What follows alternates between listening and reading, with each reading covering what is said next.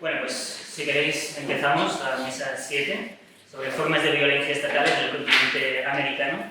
Como os comentaba, hemos tenido unas cuantas bajas en la mesa y finalmente tenemos solo 2 comunicantes presenciales y tenemos otros 2 que sí con tiempo nos comunicaron que finalmente no podían acudir y nos pidieron que si podíamos hacer una mínima relación de comunicación para introducir también a debate un poco lo que ellos habían propuesto.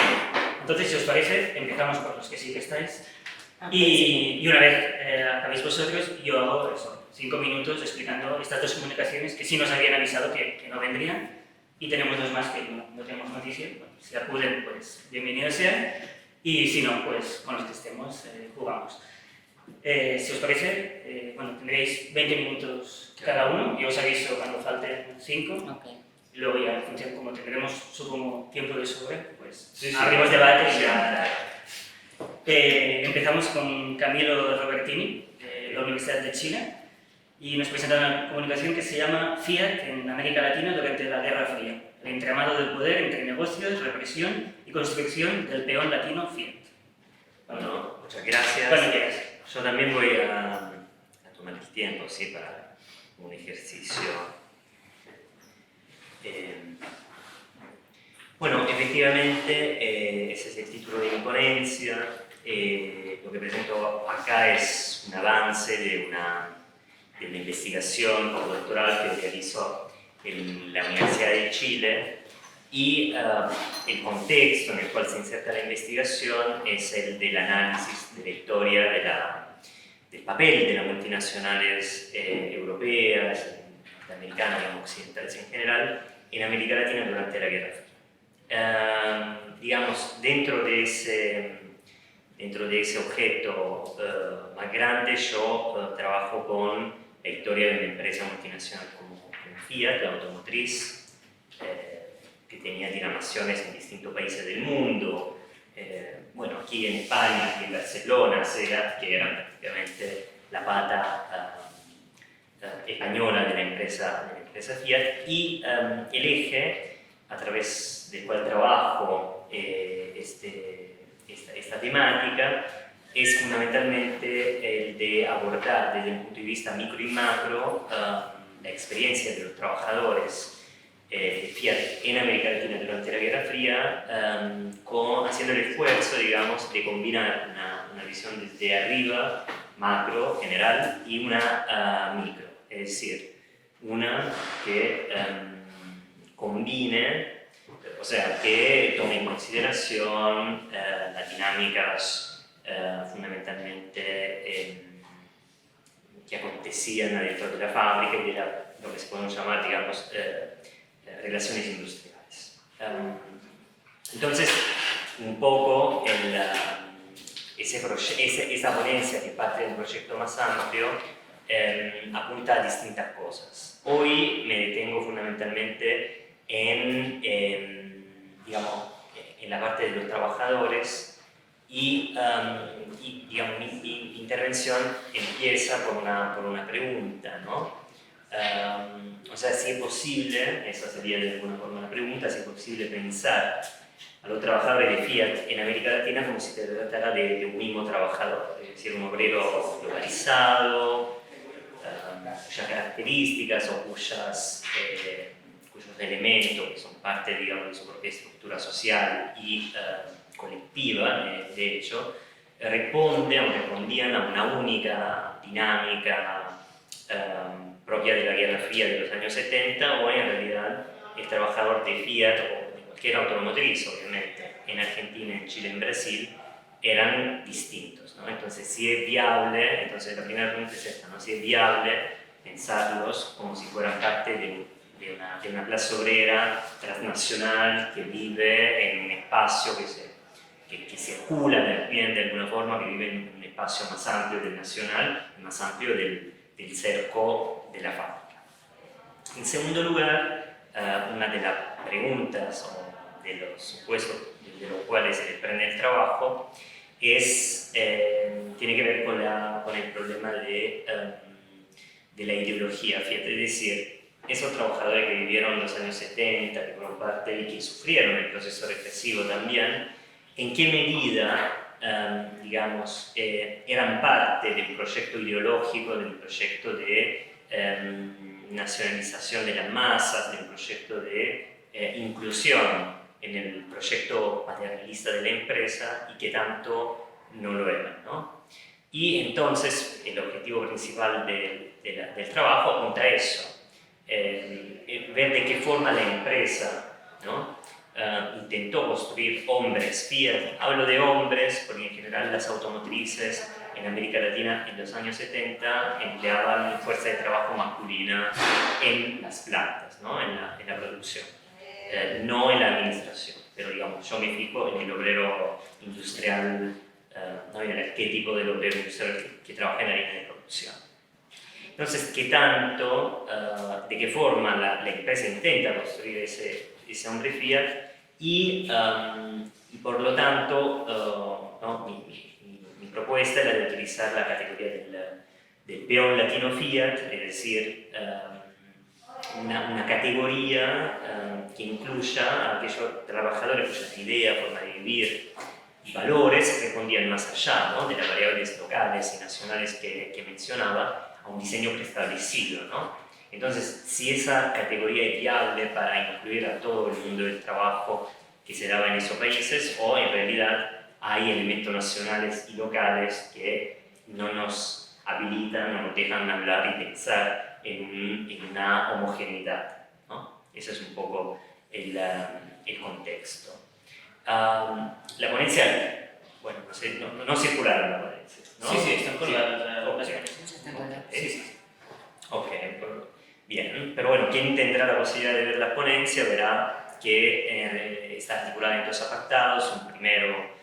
Un primer apartado de carácter histórico, en el cual reconstruyo la expansión de Fiat en la región latinoamericana desde el 45 hasta la década del 80, y una segunda en la cual me fijo más en, no intento realizar un acercamiento a los trabajadores y a las dinámicas cotidianas de la línea de montaje, etc.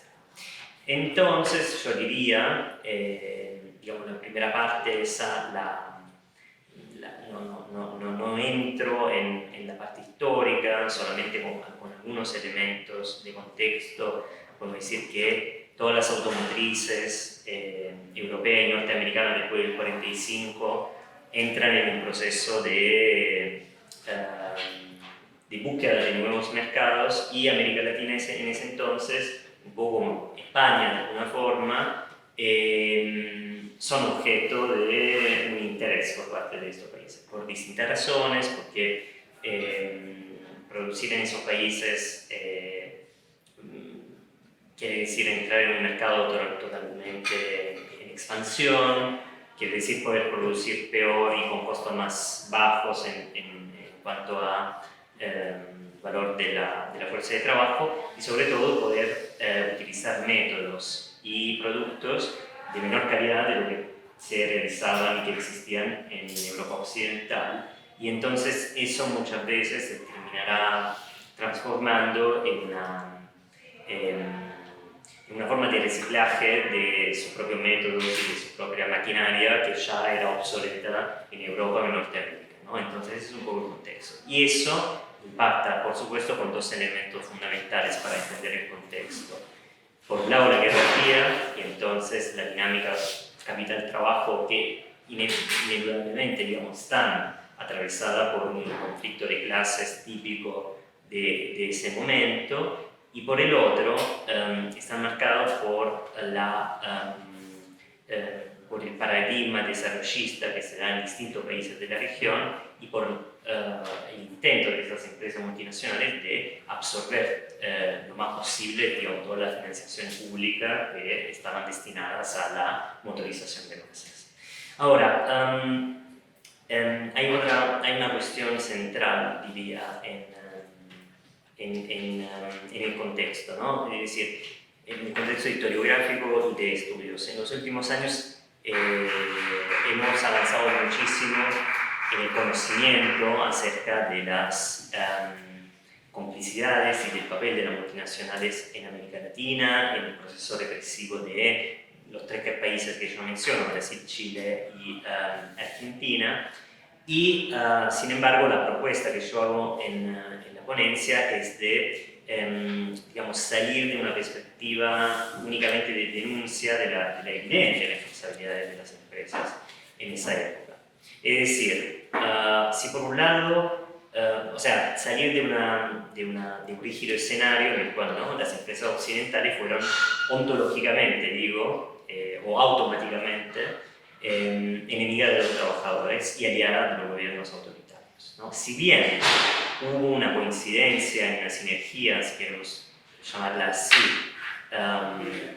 con los gobiernos autoritarios y con los partidos y las organizaciones que impulsaban de alguna forma la desmovilización de la clase trabajadora, no necesariamente la actitud de esos grandes grupos siempre iba, digamos, de acuerdo a las políticas gubernamentales autoritarias, ¿no?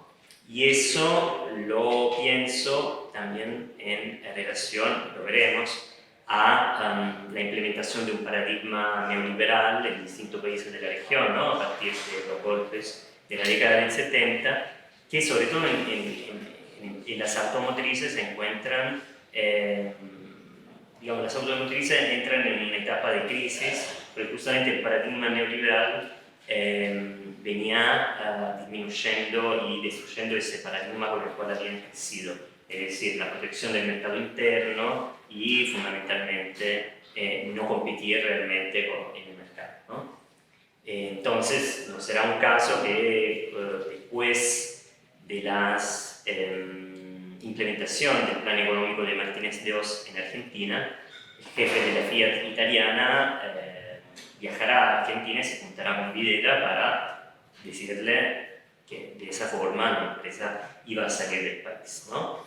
Y por otro lado, y hay otro elemento también que me parece que matiza también esa visión de alianza ilimitable entre, digamos, países autoritarios y empresas multinacionales. Y es que una empresa como la Fiat, que obviamente se inscribe en un clima de lucha al enemigo interno comunista a través de una serie de metodologías que van desde las fichas a los trabajadores, espionaje, despidos, decomisiones internas, etc.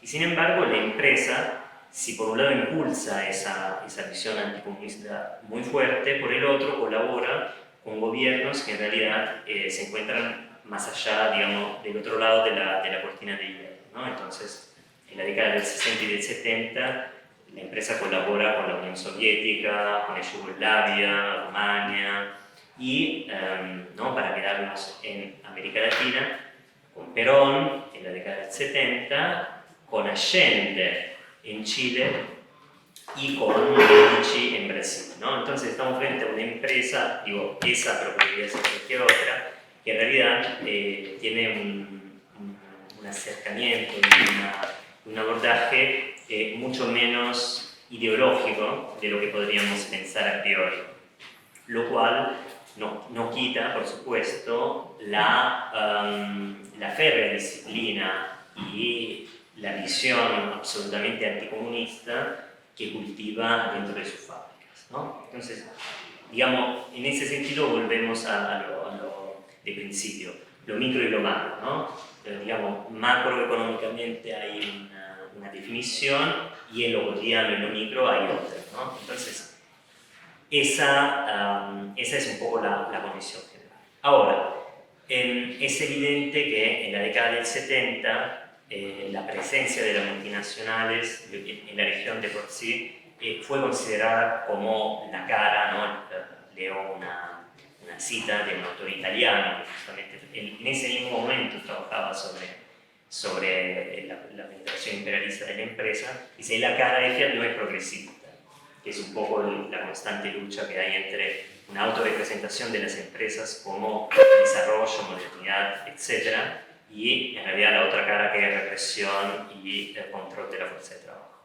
Ella tiene todas las características de la opresión neocolonial, de la represión obrera y de la ayuda a los países dictatoriales y fascistas, ¿no? Esa es una cita que viene y nos ponen en el clima de la época, ¿no? Ahora, eso es el contexto en el cual se ubica, digamos, la Latino Fiat, que es su idiosincrasia, digamos, su propia filiación y cercanía al catolicismo, cosa que también en realidad podemos encontrar en distintos países europeos de la época, pero viendo también la centralidad de las organizaciones católicas en Chile, en Brasil, quizás menos en Argentina, pero también con una participación, ¿no?, del asociacionismo católico dentro de la fábrica. Ese es uno de los primeros rasgos, ¿no? El segundo, que afecta sobre todo a Brasil y Argentina, es que esa es una clase trabajadora hija de una migración, en el caso argentino, de la última migración europea al país o interna, en el caso de Brasil, de la migración interna de otro estado de Brasil hacia Minas Gerais, que era donde existía esa fábrica. En el caso chileno, en realidad, siendo una fábrica muy chiquita la que estudio, la fuerza de trabajo venía de un contexto campesino. Y también la extracción social es un elemento fundamental, es decir, en Buenos Aires casi, digamos, los trabajadores que yo pude conocer o estudiar de alguna forma, venían de una experticia industrial o de haber pasado por otra industria no tan grandes. En el caso brasileño no, y en el chileno directamente del campo, ¿no? Entonces eso genera, digamos, asimetrías, ¿no?, en los análisis. Tenemos un obrero que viene de una tradición obrera familiar o igual de una tradición de trabajo en zonas urbanas, obreros de los chilenos que vienen directamente de la granja y que, digamos, en pocos años se transforman en obreros industriales, de campesinos sin tierra a obreros industriales, y en el caso de Brasil, trabajadores que vienen sobre todo, ¿no?, de la expulsión de las grandes ciudades hacia otros rincones del país. Pero bueno, en general es una clase obrera joven, ¿no?, que encuentra la línea de montaje y que descubre de alguna forma la fábrica fordista. Ahora, el paralelismo que se puede hacer de alguna forma es con el operario massa, eso que fue de alguna forma una categoría que se utilizó en la década del 70 para definir a aquellos trabajadores hijos, a su vez de trabajadores que tomaban conciencia de su propia condición de explotación. Eso pasa de alguna forma también en América Latina, pero con matices. Es decir, en Argentina, sobre todo en Córdoba, la segunda, tercera generación de trabajadores impulsa una transformación dentro de la fábrica. En Brasil eso pasa muy rápidamente también. En Chile, el ser una aristocracia obrera con un nivel adquisitivo muy elevado transforma a esos trabajadores casi en un elemento del sistema, ¿no?, en puntas revolucionarias. Ahora, yendo muy rápidamente, porque creo que ya voy por el minuto 20, pero voy digamos, la pregunta era esa, ¿no?, ¿de qué forma la empresa intenta construir esa homogeneidad de su fuerza de trabajo? Y lo primero es a través del sistema fordista, del algoritmo, digamos, de la línea de montaje, y el segundo, que es un elemento muy interesante, es el cultural, es decir, vehiculando una serie de discursos que empujan la fuerza de trabajo hacia un proceso de transformación, ¿no? Algo que en un documento interno de la misma empresa, de la década del 60, dice, ¿no?, cito, dice: la dimensión continental de nuestra empresa plantea la necesidad de una mejor mano de obra. Ya tenemos la materia prima, ¿no?, eso es el documento interno, así que es bastante directo. Falta generar un cambio positivo en la actitud mental, los conocimientos, las habilidades y las conductas de su personal. De esa forma, ¿no?, cerraba el documento. La ideología de la empresa hubiera, ¿no?, jugado un papel fundamental para esa transformación. Entonces, la finalidad, digamos, moralístico, ideológica es muy presente, ¿no? Y, digamos, ese dispositivo disciplinario, ideológico, se puede leer mucho en la fuente de la misma empresa, y yo, sobre todo, lo estudié a través de las entrevistas, ¿no? O sea, ver no solamente cómo la empresa intenta construir esa ideología y esa transformación, ese cambio antropológico, si queremos, y por el otro lado ver si esa construcción, ¿no?, de un obrero homogenizado, modernizado, con consumo de masa, efectivamente, si esa persona que yo entrevisté adhieren y hasta dónde a ese modelo, ¿no?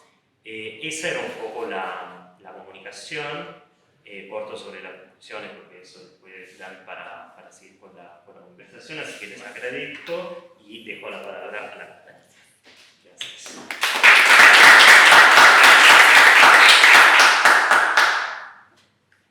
Vale, pues vamos a continuar con Fabiana, la Robla, de la Universidad de la República de Uruguay, y nos presentará su comunicación, el despliegue de la violencia estatal clandestina en Uruguay, el órgano de coordinador de operaciones antisubversivas, 1971-1985. Bueno, buenas tardes a todas y a todos. Quiero enmarcar esta comunicación que tiene que ver con la violencia estatal clandestina desplegada en Uruguay en el marco de un proceso de avance autoritario que es un proceso de larga data. Si bien las periodizaciones tradicionales ubican en la década del 60 este avance autoritario, es cierto que ahí podemos registrar un salto cualitativo. Considero que es importante irnos un poco más hacia atrás y marcar fines de los 40, el año 47 en concreto, como un año clave en donde se crea el Servicio de Inteligencia y Enlace en Uruguay, que es un órgano que va a estar dirigido a la vigilancia de los sindicatos, de las huelgas y de todo aquello que era considerado comunista o posible enemigo de la patria, que genera muchas fichas de información que luego van a ser utilizadas por las agencias de inteligencia ya en la década de los 60 y los 70. Pero considero esto importante porque para que podamos enmarcar lo que luego será el golpe de Estado del Uruguay dentro de un proceso de avance y de modificación y de transformación del Estado, de un Estado garante de derechos a un Estado policial, y no quedar enganchados con, no sé cómo decirlo de otra manera, no quedar como focalizados en un periodo concreto separado del resto. Y en ese marco es que podemos empezar a comprender la creación de estas estructuras clandestinas dentro del Estado que se van a crear en democracia, además. No van a ser creadas en dictadura, sino que van a originarse dentro de un gobierno democrático. Y es en ese contexto que ubico la creación de OCOA. ¿Sí? Podemos decir que yo escuchaba la ponencia de él que hablaba del año 45, la instalación de las empresas en el Cono Sur. No sé qué tendrá que ver, pero algo seguro que tiene que ver con algo, con este despliegue del control que se empieza a generar por estas latitudes a partir de estos años, ¿no? Y si bien no es asunto de esta comunicación, digamos, todo este recorrido, sí me interesaba marcar en clave de proceso, la mirada en clave de proceso que hay sobre la creación de esta estructura. Luego, la segunda mitad de los años 60, previo al golpe de Estado, marcan un momento de aceleramiento de este proceso de autoritarismo, y en ese marco comienzan a sucederse acciones de parte del Estado, como es la aplicación de medidas excepcionales previstas en la Constitución, pero que aplicadas de forma sistemática configuran el Estado autoritario, como son las medidas prontas de seguridad, que son unas medidas de excepción, que están dentro de la Constitución, que siguen estando dentro de la Constitución de la República en la actualidad, que no están definidas específicamente y que cuando se aplica por decreto es el Poder Ejecutivo en el mismo momento le va a dar el contenido que van a tener, ¿no? Fueron aplicadas para inundaciones que ocurrieron en un momento, en el año 59, y luego fueron aplicadas cuando por convulsión social, digamos. Así que su aplicación es diversa y variada, están allí, y bueno, y a partir de esa aplicación hay un salto cualitativo en esto del aceleramiento del autoritarismo. Bien,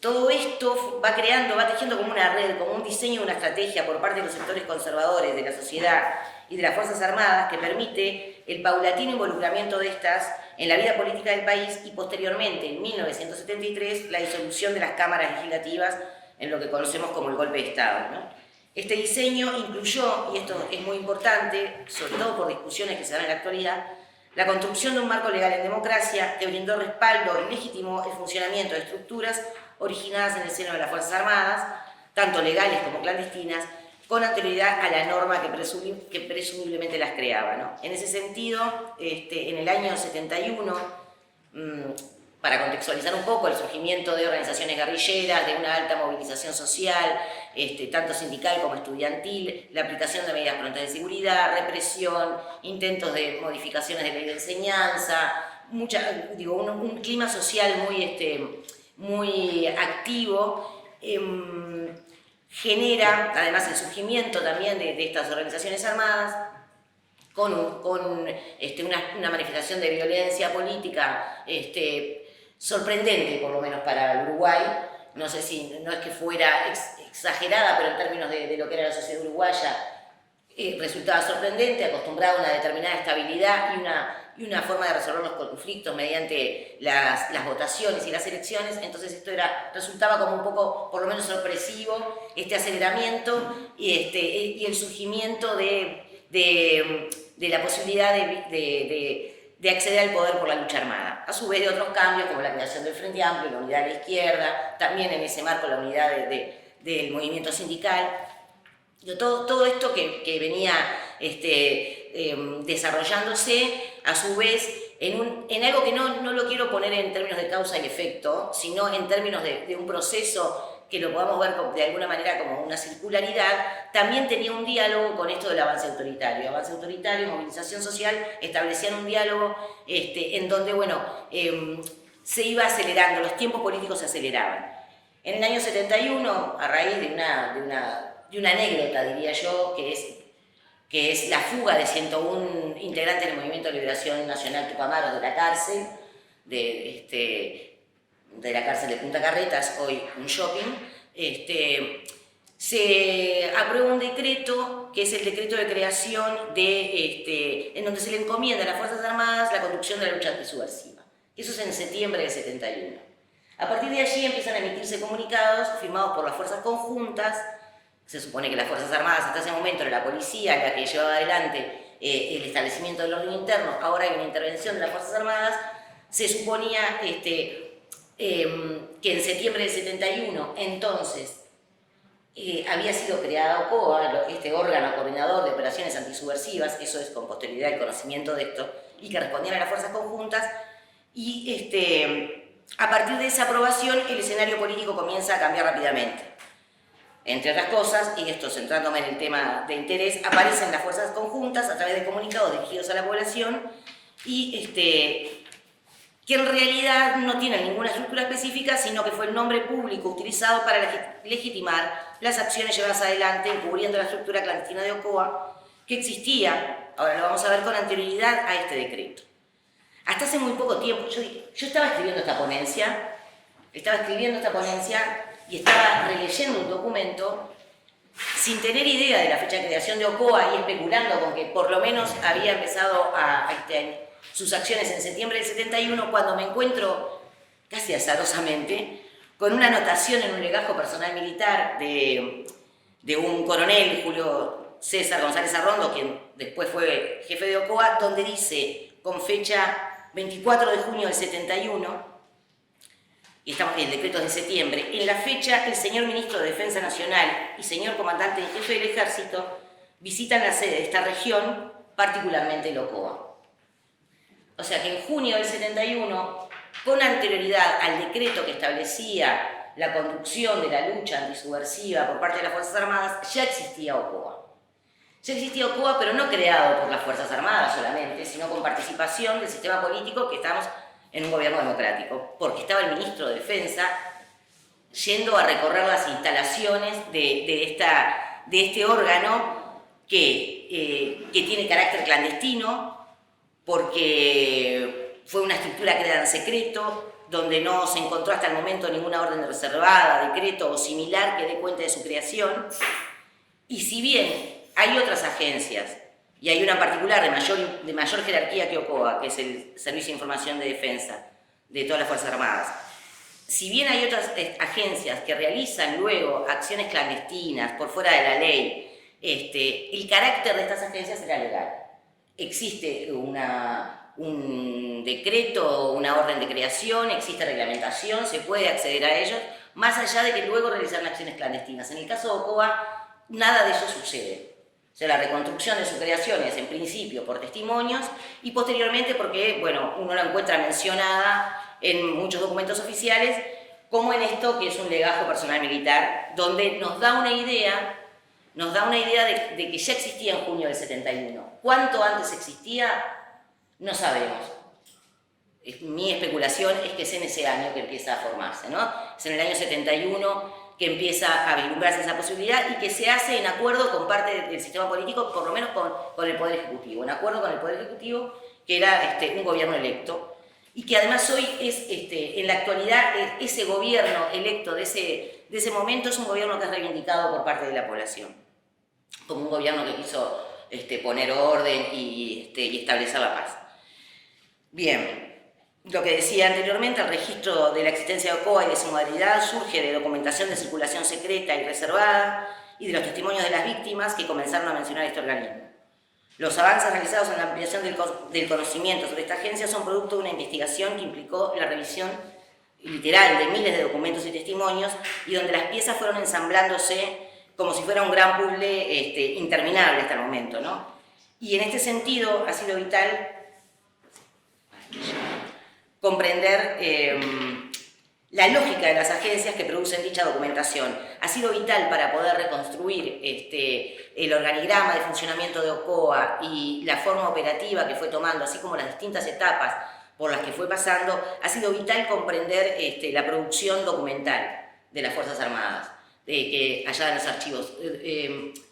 Poder leer esa documentación desde otro lugar distinto al que lo habíamos estado leyendo, leerlo desde el lado de la inteligencia militar, poder adquirir el lenguaje de la inteligencia militar, comenzar a reconocer las categorías de confiabilidad, credibilidad que ellos le dan a documentos, poder comprender los sellados. Eso ha sido, poder leer un legajo personal militar no es, tenemos que aprender a leerlo, ¿no? No es algo que uno lo pueda resolver en un minuto, eso llevó mucho tiempo para poder comprender qué es lo que está, el orden interno que se le da a la documentación, qué es lo que allí es una construcción de repente de una documentación falsa de inteligencia y qué es una comunicación reservada que nos da datos sobre la realidad.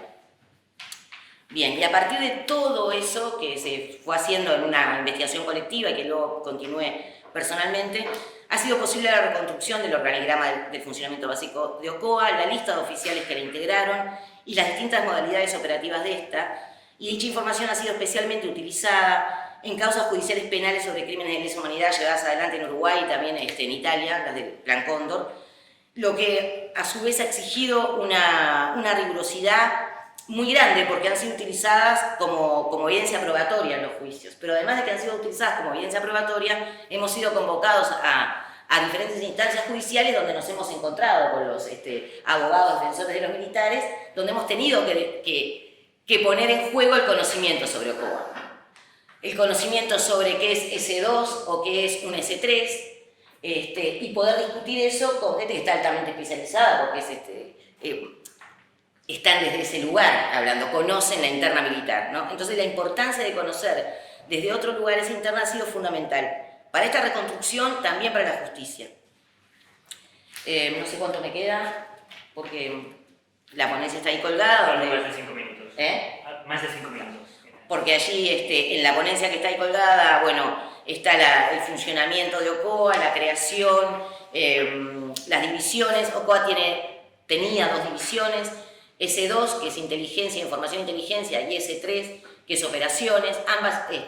Eso nos da una idea de que era una agencia operativa y de inteligencia. No tenía como el CID, como el Servicio de Información de Defensa, que es una agencia de más alta jerarquía, no tenía 6 departamentos, sino que solamente tenía 2, o sea que fue creada especialmente para operar contra el enemigo interno, con acciones de inteligencia, de seguimiento, de vigilancia. Operaba con grupos cuerda, se le llamaban grupos cuerda a grupos de apoyo que podían estar integrados por diferentes oficiales y suboficiales de distintas unidades del ejército, que eran los que patrullaban las calles, y los que realizaban allanamientos y detenciones, eventualmente detenciones. En un principio, OCOA tuvo una evolución. Nosotros distinguimos 3 etapas. Una primera etapa de asentamiento de OCOA, donde no tenía casi personal propio. Una segunda etapa donde aparecen los centros clandestinos de detención de OCOA y donde además empezamos a observar, sobre todo a partir de los legajos personales militares, que empiezan a ir en comisión personal militar que va a comisión a OCOA, o sea que va a revestir en OCOA, que pasa a ejercer su función ahí, cosa que eso antes no sucedía. Eso sobre todo a partir del año 74-75, con la inauguración de un primer centro clandestino, y además el avance en la experticia en la coordinación. OCOA al principio coordinaba y ya en el 74 conduce la lucha antisubversiva. Lo que quiere decir es que esta OCOA, que operaba, eso me olvidé decirlo, en Montevideo y área metropolitana, fundamentalmente, recibía las comunicaciones de todas las otras agencias y de todas las otras armas, de la Marina también, y de lo que podía realizar la Fuerza Aérea, comunicaciones de los operativos, y les asignaba un número. O sea que centralizaba y coordinaba todos los operativos. Por lo menos tenía que estar informado. 5 minutos. Bueno. Nada, la tercera etapa de OCOA es a partir del año 77. Esto está muy vinculado con el avance represivo, pero también no solamente con el avance represivo, está vinculado a una situación internacional de cambio del contexto. En el 77-76 hay una consolidación de la dictadura uruguaya. Esto también tiene que ver con cosas que suceden en la Argentina. Y digamos que esta periodización de OCOA no nos muestra solamente la evolución como agencia, sino también nos muestra el avance cualitativo de la represión, pero a su vez el movimiento también de la resistencia, y a su vez cómo se va configurando el panorama, por lo menos de la región. O sea, a partir de cómo OCOA se va moviendo, nosotros podemos intuir o encontrar pistas sobre otros movimientos que ocurren a la misma vez. Lo que es coherente, no puede estar ocurriendo una cosa y otra cosa totalmente contradictoria al mismo momento. Bueno, tengo ejemplos allí de operativos coordinados, y podemos decir que también se han encontrado listas de detenidos por OCOA entre el 75 y el 79, y lo que voy a mencionar acá para terminar, OCOA mantuvo una forma de operar que permite realizar algunas generalizaciones, más allá de estos avances que detallé. Los grupos cuerda mencionados al inicio se mantuvieron activos durante todo el periodo. Eran encargados de realizar patrullaje, detenciones, vigilancias, instalar ratoneras en casas allanadas, etc. Reportaban a la mesa de entrada de OCOA e informaban diariamente acerca de los hechos en los que participaban. Cada operativo realizado por cualquier agencia era informado a OCOA, quien le asignaba un número determinado. Las otras agencias no podían realizar operativos en forma independiente sin informar a este organismo. Esto no quiere decir que no sucediera y que después no cooperaran y compitieran a la misma vez, ¿no? Esto pasaba con las agencias. OCOA comenzó a conducir sus propios operativos a partir fundamentalmente del año 75-76, y en el análisis de los mismos podemos observar que se centraba en operativos dirigidos a las estructuras de dirección de los movimientos políticos, en tanto que los operativos dirigidos a la base de las organizaciones o sectores considerados menos relevantes estaban asignados a otras agencias, como por ejemplo la Dirección Nacional de Información e Inteligencia, que era de la policía. Era como que los operativos más relevantes en el área de influencia de Ocoa los hacía Ocoa, y aquellos que se consideraban menores los seguía realizando la policía, pero siempre en constante contacto. Es más, Ocoa también estaba integrada por policías que pasaron a revestir en Ocoa y que respondían a unas autoridades paralelas y no a las autoridades oficiales de mando jerárquicas formales de la estructura. Bueno, Ocoa tenía amplio poder sobre los detenidos y detenidas por otras unidades militares. Si estos resultaban de su interés, los retiraba de la unidad en cuestión y los trasladaba a su base para realizar interrogatorios. Cuando el detenido o la detenida, por el motivo que fuera, cumplía con su trayecto de desaparición temporal, esto quiere decir era secuestrado, no era informado a la justicia y podía pasar de horas a meses en esa situación, cuando se le daba intervención a la justicia militar, el personal que figura en las actas de interrogatorio, el personal que comienza a figurar en esta burocracia de la justicia militar, nunca aparece como oficial de Ocoa, sino que aparece como oficial de una unidad militar, ¿no? Ahí podemos ver ese doble funcionamiento y la característica de la clandestinidad de esta agencia. Bueno, habría muchas cosas más, pero me he quedado corta de tiempo, así que lo dejo por aquí.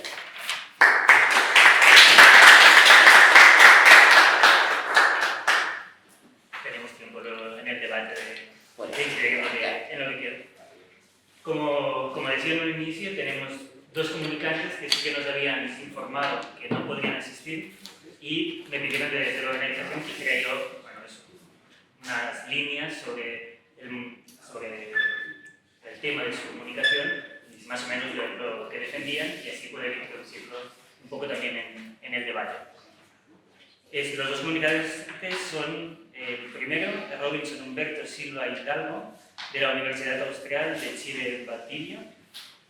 Su comunicación iba sobre el desplazamiento forzado, las formas de despojo en la cordillera de Valdivia, 1970-1983.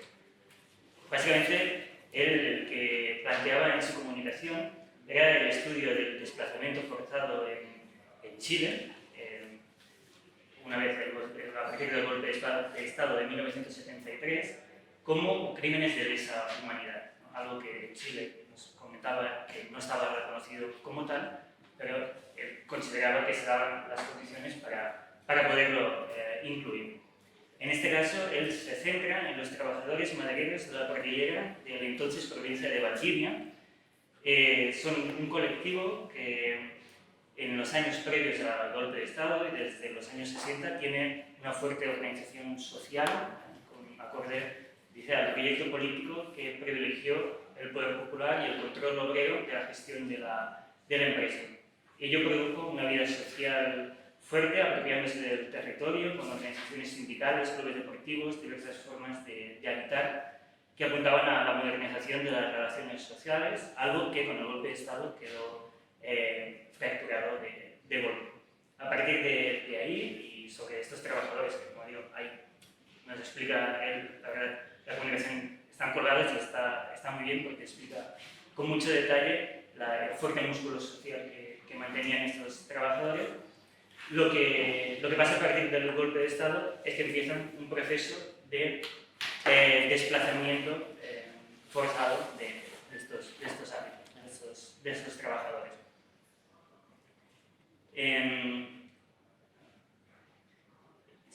Según defiende en su comunicación, la cuestión de los desplazamientos forzados no ha sido estudiada en Chile, o ha sido un poco estudiada en Chile, y tiene poca presencia también en el discurso mediático, y él lo asocia al amplio beneficio económico que los grupos empresariales dominantes desde la década de los 70 han obtenido producto del despojo de las poblaciones señaladas, muchas de ellas expulsadas de los territorios a partir de este año 1973.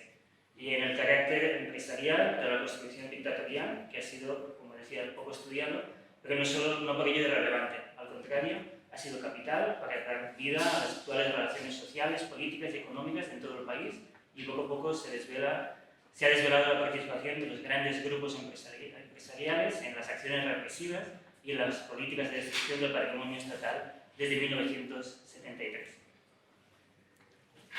En su tesis propone básicamente que la estrategia de desplazamiento forzado Estado, propia de la contrainsurgencia del Estado, actuó duramente sobre estas comunidades para aceptar el giro del modelo de desarrollo hacia el neoliberalismo, destruyendo las relaciones sociales de producción, a cimentar una nueva etapa en el proceso de acumulación de tierras y capital, beneficiando a los aliados empresariales de la dictadura. Y el otro caso es el de Luca Amaral Tori, que es de la Universidad de Sao Paulo. En su caso, la comunicación está en portugués, así que si alguien de aquí habla portugués, ya pido disculpas por lo que pueda perpetrar. Iré traduciendo un poco al español, pero bueno, es lo que puedo. Su comunicación es sobre la violencia policial contra el movimiento de ocupación de escuelas en Sao Paulo y el uso de las redes como arma de defensa.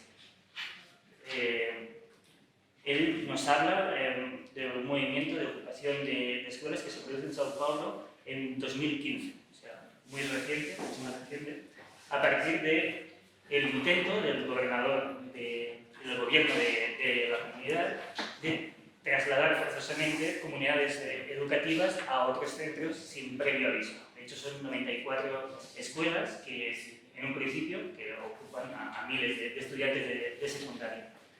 En este caso, lo que se produce, una vez que estos estudiantes conocen los desplazamientos a otras escuelas, son desde un inicio más de 200 manifestaciones por calles y a partir de ahí, y con el uso de las redes sociales, la ocupación de estos centros por parte de los propios estudiantes. La respuesta a esta ocupación será una fuerte violencia policial, también en su comunicación está muy bien descrita. Pero sobre todo, en lo que centra la comunicación, a partir del trabajo de Manuel Castells, que bebe del 15M, de las movilizaciones que tienen en torno a partir de la crisis económica en diferentes sitios del mundo y que tienen una fuerte presencia las redes sociales como arma no solo de organización, sino de combate contra la violencia policial. A partir del uso de los móviles, estas imágenes se hacen virales y por lo tanto acaban teniendo un amplio apoyo social y finalmente venciendo la batalla ante el gobernador que está perdiendo una gran credibilidad social y política. Bueno, lo dejo aquí porque están colgadas las comunicaciones y si queréis podemos abrir el debate. No sé si tenéis alguna pregunta. Sí. Bueno, en primer lugar, gracias por las ponencias, por las comunicaciones, muy interesantes. Tengo dos preguntas para el profesor Robertini. La primera es respecto a si existieron otros proyectos de construcción de una, son términos así, pronto y mal, mentalidad industrial tan específica como la de la Fiat en esos tres países que mencionan. No sé si hubo otros casos de otras empresas, quizá multinacionales o incluso empresas nacionales que hayan intentado construir otros ejemplos de mentalidad, no necesariamente parecidos a los de la Fiat, sino otros propios o asociados a otras ideas, por proyectos nacionales, proyectos políticos. Y lo segundo es salir un poco del texto, porque es sobre la sociología de los automóviles en España, si no recuerdo mal, con la SEAT, de la aparición de 600, de la popularización del coche, se asocia también, si me estoy confundiendo, porque alguien me corrija, por favor, se asocia a la creación de nuevas clases medias asociado al desarrollismo durante la dictadura franquista. Bueno, se puede discutir muchos aspectos del desarrollismo y sobre si afectó de una manera transversal o no, pero eso, que asociado a las clases medias. La popularización del automóvil en las sociedades latinoamericanas, entendiendo que cada caso es diferente, porque ver Latinoamérica como un todo pues, es un error, pero ¿se asociaría también a un crecimiento de clases medias o responde a otros factores sociales? Y luego para la profesora Larrola. Sí. Vale, gracias. Sobre la represión en Uruguay, yo solo tenía una referencia, y me disculparé que no sea una referencia muy científica, por la película Migas de Pan, creo que se llama. Sí. se asocia a la represión, Mm. que habla de represión a las mujeres, Sí. específicamente.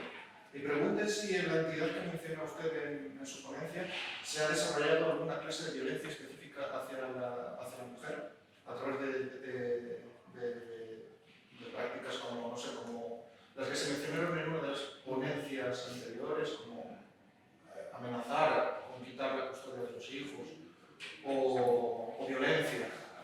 Un poco por aquí. Eso. ¿Realizamos diversas preguntas o vamos contestando? Como quieras.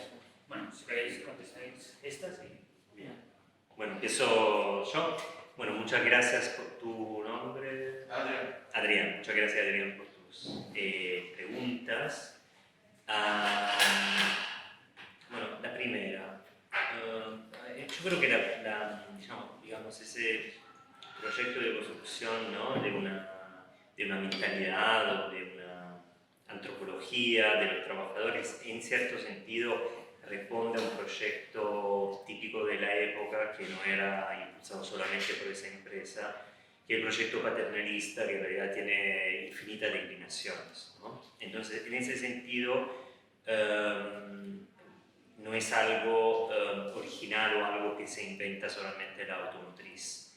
Seguramente lo peculiar, lo que yo veo de peculiar, de original en ese proceso, es que estamos frente a una empresa, digamos, que avanza hacia un proyecto y viene de un background cultural muy empapado de la lección del fascismo italiano, y que, en el caso de la SEAT, pero está acá el compañero Tappi, que seguramente es mucho más experto del que habla, de la temática, pero digamos que se combina, ¿no?, esa visión autoritaria que hay que pensarlo también en quiénes son aquellas personas que ejecutan la disciplina del trabajo y la ideología del trabajo que se impulsa en las empresas. Es decir, los cuadros medios y altos que desde Torino se mueven hacia Barcelona, hacia Belo Horizonte, Santiago del Chile, etc. Y eso, a su vez, la peculiaridad de alguna forma creo que se combina también con proyectos autoritarios o con culturas autoritarias autóctonas, ¿no? Entonces es ahí donde se alcanzan niveles represivos también, que también por la forma política europea no se podían alcanzar. Un ejemplo más claro es que si en Torino la Fiat llega a tener casi 500.000 de fichas sobre las opiniones, sobre la sexualidad y sobre la opinión política de sus trabajadores, eso en ningún momento se traduce en la posibilidad de desaparecer o de colaborar en el proceso represivo que ve la desaparición forzada de trabajadores. Pero eso sí pasa en América Latina bajo, obviamente, gobiernos de facto y autoritarios, ¿no? Entonces, creo que esa sería la respuesta, ¿no? La originalidad creo que ahí se puede encontrar.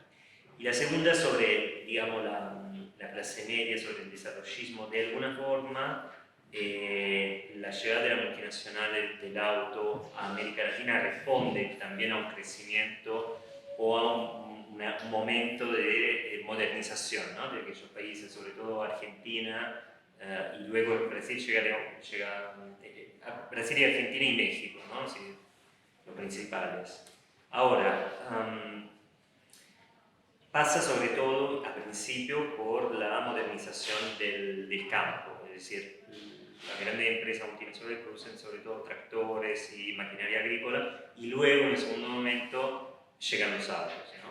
Y obviamente con índices de difusión de los autos sobre la población que son inferiores a los niveles europeos, y por supuesto, como los europeos eran a su vez inferiores a los norteamericanos, ¿no? Pero pasa por un proceso de modernización, y seguramente también la clase obrera que participa del proceso productivo y que participa, digamos, del estado de bienestar que las empresas generan adentro de sus plantas, vive un proceso de mejora de su condición de trabajo. Y es interesante eso en el contexto latinoamericano, pensarlo como un proceso bastante corto en realidad, ¿no?, porque hablamos de un proceso que va desde la década del 40 a la década del 80. Muchas automotrices cierran y esa transformación de creación de la clase obrera es un proceso, ¿no?, que en Estados Unidos y en Inglaterra lleva, no sé, generaciones, y que ahí en realidad es mucho más corto, y que genera después, sobre todo en la década del 80 y del 90 en América Latina, grandes dispases, grandes rupturas, momentos trágicos para aquella clase trabajadora que está convencida de haber alcanzado un nivel de vida, etcétera, etcétera, que ve definitivamente, ¿no?, desaparecer eso. Bueno, gracias por la pregunta. Sí, en Uruguay también se desplegó una una sistematización de la tortura que incluía la violencia sexual. La violencia sexual, las amenazas sobre las mujeres, los abortos, también producto de embarazos que se generaron en la tortura, por las violaciones y los abortos impuestos también. Si bien no hay mucho testimonio de eso, sí hay algunos, por lo que nos da la pauta de que fue un ejercicio bastante habitual. No en todo el periodo de la dictadura, no durante todo el periodo del gobierno autoritario y de la dictadura en Uruguay, sino que en esto que mencionaba también en la comunicación de las diferentes etapas, esas diferentes etapas también tienen una relación con un aumento y una profesionalización de la tortura. No es lo mismo las personas que eran detenidas o secuestradas en el año 71, 72, que las que después fueron secuestradas en el año 75, 76. Los testimonios dan cuenta de que, bueno, de una diferencia en los grados de violencia aplicados sobre los cuerpos. Sucedía lo mismo que relataban hoy de mañana, las menores, cuando eran detenidos menores, en muchísimos de los casos eran luego trasladados, o sea, estaban en instituciones de menores y luego se les retiraba la patria potestad a los padres y pasaban a tener que estar en instituciones. Y bueno, los niños que eran una difícil resolución, en esto de definir si se quedaban con los niños en prisión, ¿no? Hay muchos casos, la mayoría de los casos, en Uruguay no existió el robo sistemático de bebés ni de niños, salvo en el marco del Plan Cóndor, exclusivamente en el marco del Plan Cóndor. No en casos uruguayos. En el caso uruguayo local, en la represión local, lo que existió fue niños nacidos en cautiverio.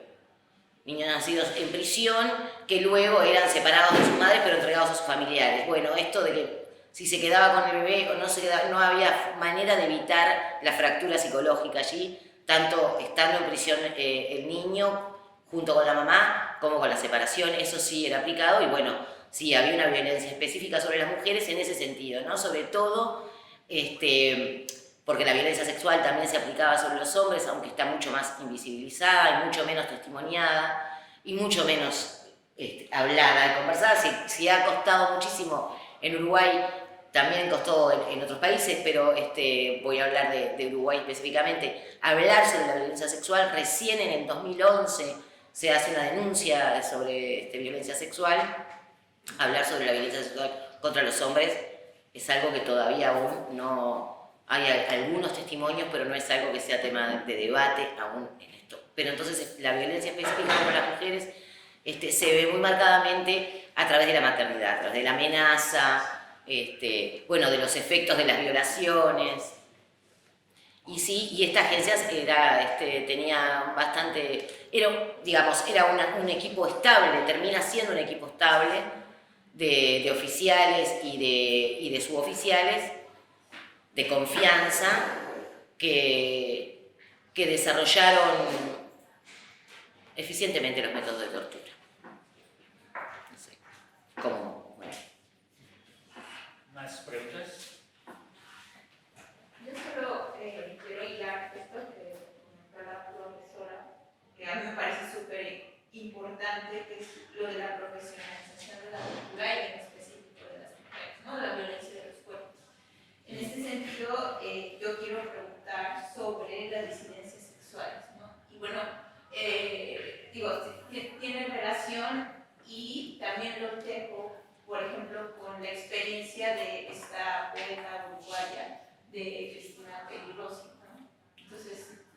si puede comentar algo sobre este grupo que también es marginalizado. Sí, es un tema, por lo menos para mí, hoy lo comentábamos, también es un tema de debate. Tú decís el tratamiento de los disidentes sexuales en dictadura. Hay investigaciones recientes, ¿no?, que intentan dar cuenta de una violencia dirigida específicamente hacia esas poblaciones. A mí, en realidad, yo lo pongo como debate, me queda la duda si en realidad es una violencia que está dirigida específicamente en dictadura como parte de un proyecto, como parte de una represión sistemática, o si es producto de un marco cultural que encuentra mayor posibilidad de expresión en dictadura justamente por no estar en un Estado de Derecho, pero que de todas maneras lo que no veo con claridad es que haya sido una estrategia del Estado represor, el aniquilamiento, la destrucción de esos cuerpos en específico, que haya habido un cambio entre lo que pasaba en el 65 y lo que pasaba en el 86, por decirte dos fechas, con respecto a lo que pasaba en la dictadura en relación con esas poblaciones. Eso yo no me queda muy claro. Sé que hay investigaciones al respecto y que hay demandas de los colectivos y que incluso se han reparado, ¿no? Nosotros tenemos una ley reparatoria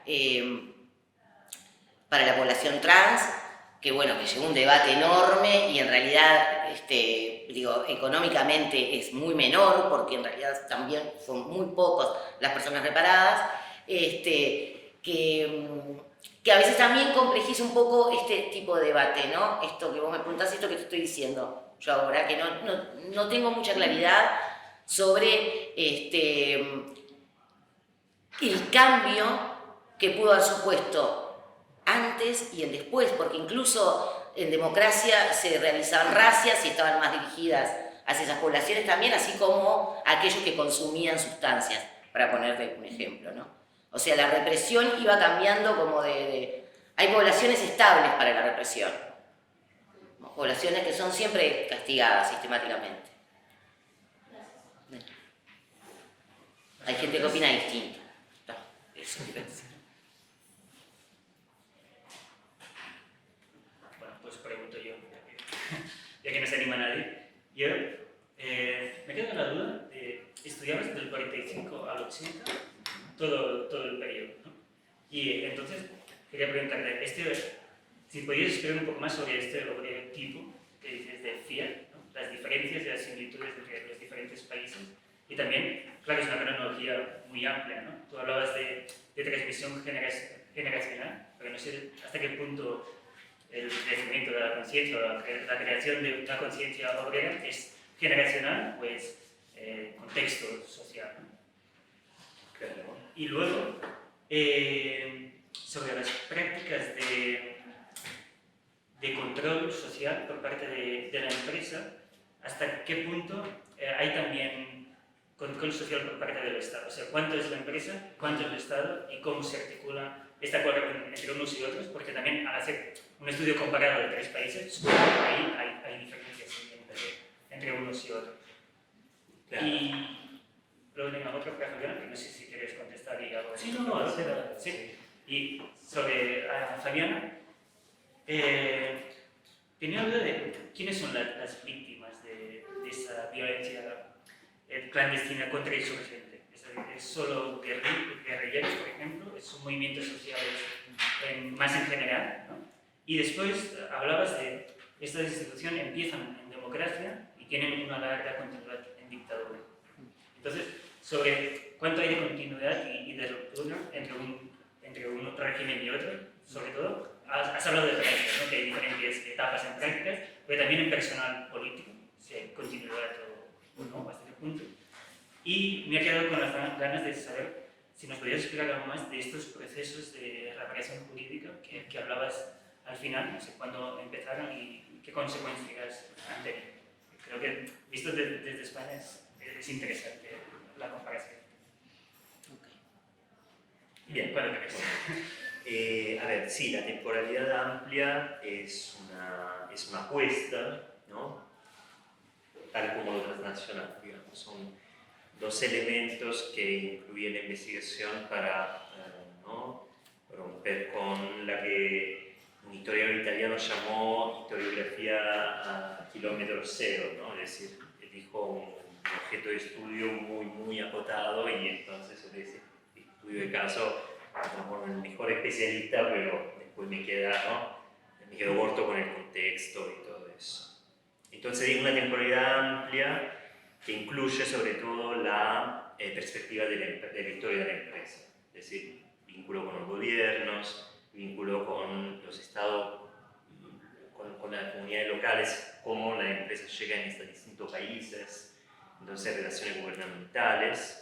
Y sin embargo, a nivel de relaciones industriales, me concentro más en los años centrales, digamos, entre la Revolución Cubana y después los golpes de Estado en la región, digamos. Y ahí, en general, estamos frente a una o dos generaciones obreras, no más que eso, ¿no?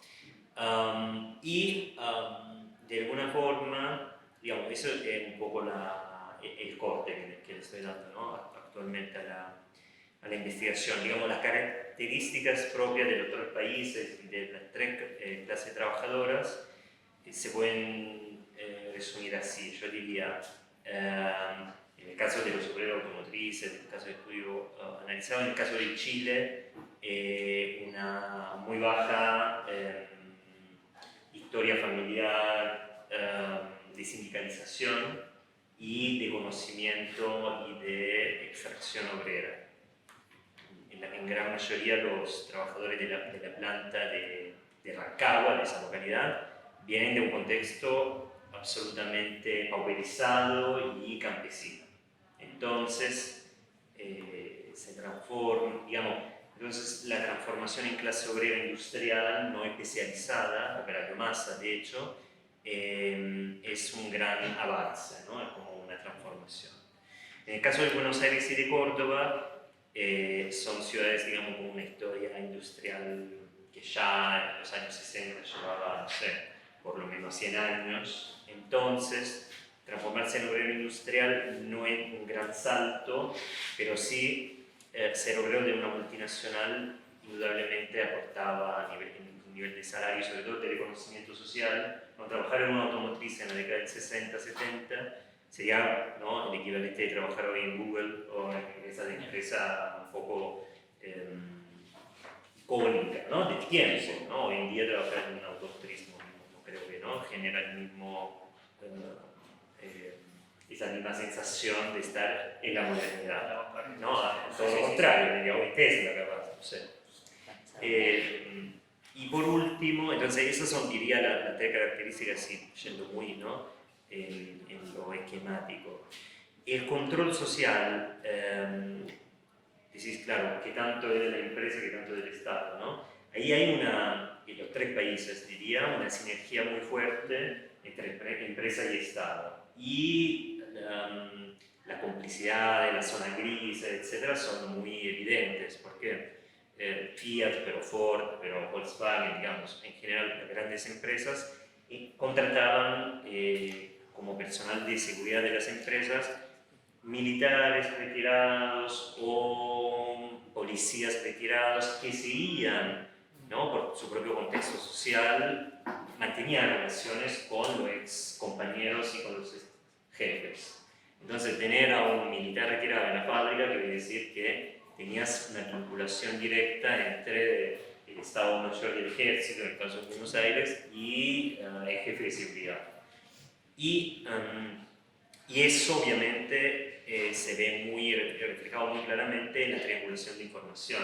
Es decir, el legajo del trabajador no podía contener informaciones políticas muy directas, pero sí, por ejemplo, los documentos de la DIPA de la provincia de Buenos Aires, que, ¿no?, en la policía de la provincia de Buenos Aires, se ve muy claramente, no solamente como el personal de seguridad aportaba información directamente a la policía, sino también, y eso es un elemento que complejiza aún más ese cerco represivo alrededor de la fábrica, el papel de los sindicatos, es decir, sindicatos amarillos en las empresas, ¿no? Algo parecido a lo que acontecía acá bajo el franquismo, de alguna forma, y sobre todo en el caso de Buenos Aires y en el caso de Brasil, pero ya estamos en la década del 70, hay informes en los cuales es evidente la responsabilidad del sindicato amarillo, que informa acerca de la contra de los grupos de izquierda que intentan disputarle el control sobre el sindicato único, ¿no? Entonces se puede pensar en un cerco represivo en el cual participa la empresa, el Estado y distintas, ¿no?, agencias de seguridad. Bueno, me preguntaba sobre las víctimas, quiénes eran las víctimas de Ocoa. Si vamos a ser rigurosas, así como siendo rigurosa, digamos que Ocoa dirigía su accionar a integrantes de las direcciones de las organizaciones políticas. No tenían que ser organizaciones, si nosotros recorremos la historia de las organizaciones armadas en Uruguay, digamos que si bien siguieron actuando hasta el año 76, intentando reingresar a Uruguay desde Argentina o desde Brasil, realmente ya no tenían como una presencia importante que pudieran poner en riesgo al Estado, las organizaciones armadas, ¿no? En realidad la lucha era fuertemente ideológica contra una manera de pensar, digamos, contra una ideología calificada como la comunista, para generalizar, y contra la resistencia y cualquier otra forma de articulación y de coordinación entre organizaciones políticas que no necesariamente tenían por qué dedicarse o tener como opción la lucha armada. De hecho, el Partido Comunista, si bien tenía un aparato armado, nunca llegó adelante ninguna acción armada, y fue una de las organizaciones una de las organizaciones que sufrió más digamos, la represión, por decirlo de alguna manera sencilla y esquemática, sistemáticamente perseguido y también reprimido durante todo el desarrollo de la dictadura hasta el final, porque era una organización que tenía un gran poder de captación de militancia, entonces automáticamente se renovaba, caían direcciones y automáticamente aparecía una nueva dirección, y bueno, entonces fue como una lucha, digamos que constante, un diálogo constante entre las agencias y la organización clandestina del Partido Comunista. Después había otras organizaciones también, por supuesto, actuando, y a su vez estaba todo muy mezclado con los movimientos, como quién sostenía los movimientos sociales, ¿no? Quién sostenía a la Convención Nacional de Trabajadores o quién sostenía al Frente Amplio en los 80, que es cuando empieza a aparecer de alguna manera a nivel local, internacionalmente existía, pero o quién sostenía el movimiento estudiantil. En realidad es difícil de separar.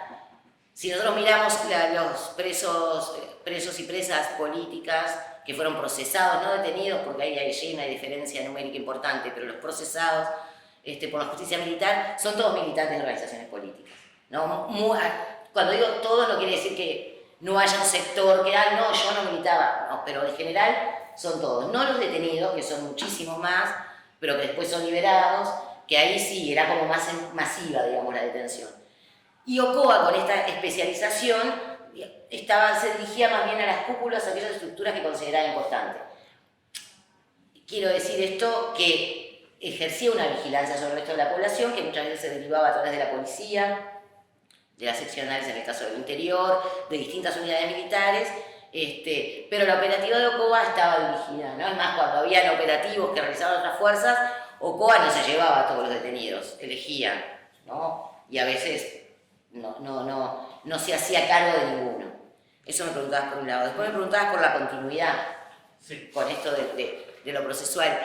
Y en cuanto a esta agencia en particular, nosotros no tenemos idea cuándo fue que dejó de funcionar.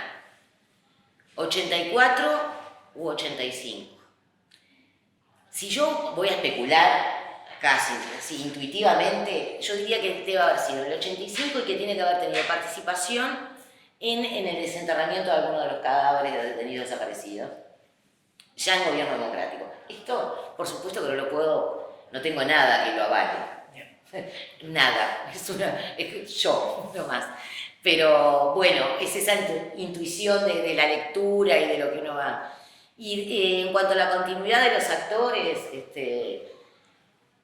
y sí, hay una continuidad, ¿no? Hubo una continuidad, no hubo así como fue un proceso de transición hacia la dictadura, nosotros podemos decir que el proceso de transición a la democracia llega hasta los años 90, si es que tenemos que ponerle alguna fecha, ¿no? Empieza en los 80 y llega a los 90. Con algo que está vinculado con tu segunda pregunta, que es con la votación en el año 80, con el plebiscito en el año 89 de la ley de caducidad de la pretensión punitiva del Estado, que es una original figura jurídica uruguaya, que se vota en el 86, que se juntan firmas para que sea plebiscitada, que es ratificada por la voluntad popular, y que esa ley lo que decía es que el Estado resignaba la capacidad de juzgar a quienes hubieran cometido crímenes en tal periodo, y establecía algunas excepciones que en realidad cuando llegaba una causa a un juzgado, el juzgado la remitía al Poder Ejecutivo, el Ejecutivo decía que estaba comprendido entre la ley de caducidad, que no correspondía investigarlo, se cerraba la causa. Hasta que cambia el gobierno en el año 2005, cuando asume el gobierno progresista del Frente Amplio, y hace al revés. Cuando llegan las causas empieza a excluir casos de ley de caducidad. Y de hecho deja de funcionar. Se pone nuevamente a votación, porque nos gusta a nosotros votar todo el tiempo, se vuelve a perder. Pero no tuvo el efecto que generó en los 90. En los 90 generó como una piedra de silencio, ¿no? El tema no se habló, no se pidió justicia hasta el 2004. En el 2009 genera otra cosa. Y se empieza a discutir sobre los crímenes de lesa humanidad, se vienen las prescripciones, una discusión muy jurídica que yo no sería incapaz de reproducir, y finalmente se vota una ley interpretativa. La ley de caducidad nunca es anulada, sigue estando allí, pero se vota una ley que interpreta, que habla de los crímenes de lesa humanidad, entonces son considerados crímenes de lesa humanidad. La ley de caducidad queda, de alguna manera, pierde, de hecho cae, ¿no? Es como que de hecho cae. Eso no quiere decir que en esto de la justicia, cuando se presentan los casos, no haya entonces peticiones o pedidos de que no son crímenes de lesa humanidad por parte de los defensores de los militares, lo que hace que los juicios se extiendan muchísimo, porque siempre hay se interpone algún recurso, ¿no? El recurso de inconstitucionalidad, el recurso.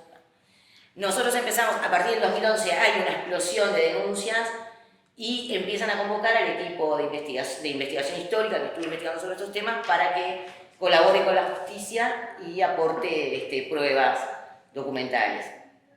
Y ha sido una experiencia muy interesante, porque a nosotros lo que nos hizo cambiar, primero, nos modificó en parte la metodología. Nosotros teníamos una determinada metodología como más académica, y esto nos incorporó algo que tenía que ver con el detalle, ¿no? Con un detalle, con una atención a cosas con nuevas preguntas que eran relevantes para la justicia y que nosotros las habíamos obviado, porque la mirada es otra.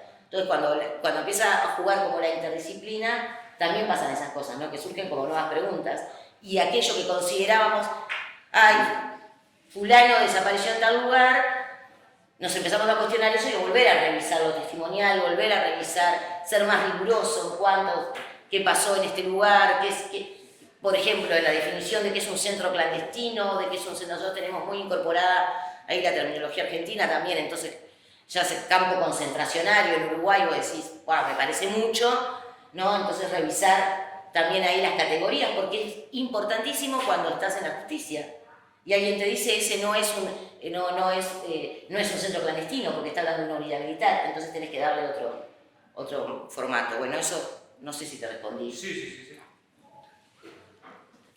Bueno, no sé si hay más preguntas.